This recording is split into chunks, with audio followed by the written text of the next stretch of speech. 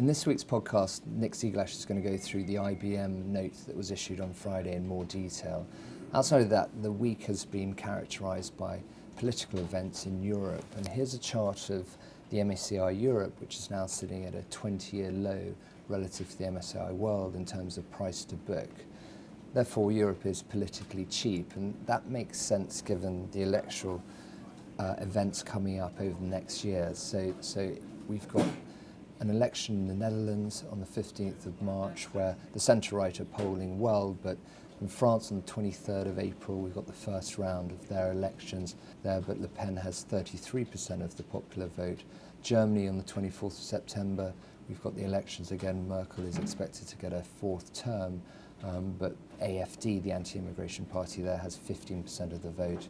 And in Spain and Italy we've got possible referendums, with the five-star movement in Italy polling at around 30% of that vote. So what we're seeing is that structural shift in terms of employment, where globalisation has allowed more cheap labour from emerging markets to move into developed markets, and at the same time there's been a move to automation, has challenged the existing political structures within Europe, and that is having implications for the valuations in Europe this year. In the week ahead this week, it's relatively quiet for the Killik and Go stocks. On Tuesday we've got Rolls-Royce, and on Wednesday we've got Pepsi and we've got TripAdvisor. That's it from me. Thanks very much.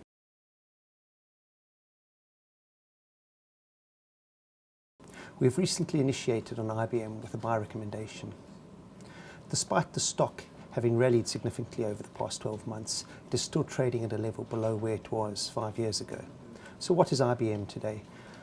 Despite the stock having had its origins in hardware, that is now a very small part of the business at only around 6% of profits.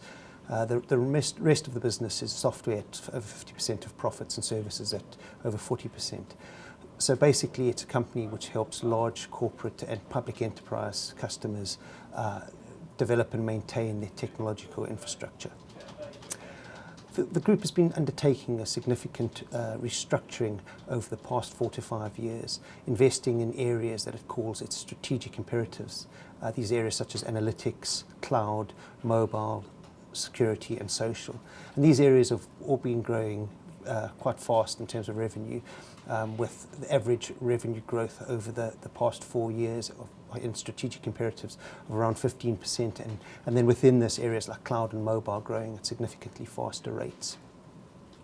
However, its remaining core businesses, i.e. its traditional software and service businesses, have been seeing a fall in revenue growth, and the result of this is that overall group revenue growth has been negative pretty much since the beginning of 2013, though as you can see in this chart that the negative growth rate has started to tail off.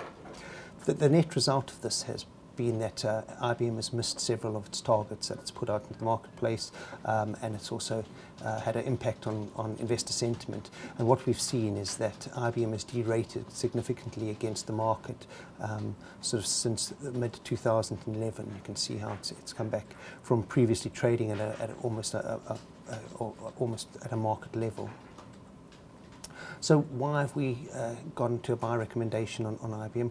Well, our base case is that the strong growth in strategic imperatives means that the group is getting to a point where strategic imperatives will soon cross over the revenue contribution from the existing core business, and this will cause investors to reassess the future potential of IBM and give more credence to management long-term guidance of high single-digit EPS growth. We believe this could see the stock re-rate back towards historical levels relative to the market.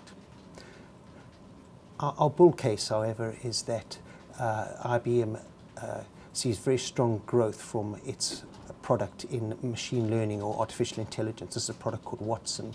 IBM believes that the market opportunity for these sort of products could be up to $2 trillion in 2025.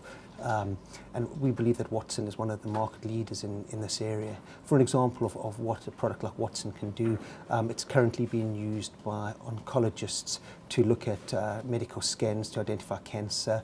It can be used to identify suspicious transaction in financial services.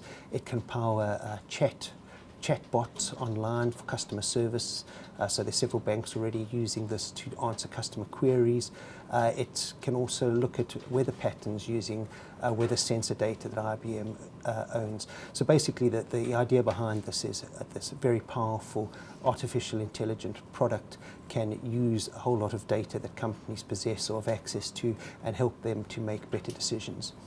We believe if Watson is successful, this could push the growth rate up well past management's medium-term guidance, and as a result, you could see IBM re-rate more in line with some of its higher growth peers.